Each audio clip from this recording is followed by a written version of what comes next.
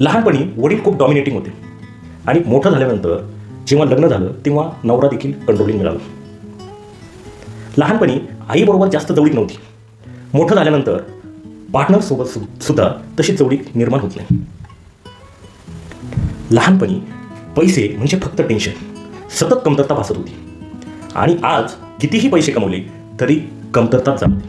आता प्रश्न पडतो, आजूबाजूचे लोक बदलले, वयानुसार आपला रोल बदलला, नातेसंबंध बदलले, आपले राहण्याचे ठिकाण बदलले, कामानुसार नोकऱ्या बदलल्या, पण फिलिंग मात्र तीच आहे. प्रत्येक वेळी वाटतं आता बदल होईल, नंतर बदल होईल, पण शेवट मात्र तोच. हा योगायोग आहे का? आपलं नशीबच खराब आहे का? तर उत्तर आहे नाही. पण मग हे इमोशनल पॅटर्न रिपीट का होत आहेत? हे होत आहेत आपली माइंड आपल्याला वाचवण्याचा प्रयत्न करत आहे.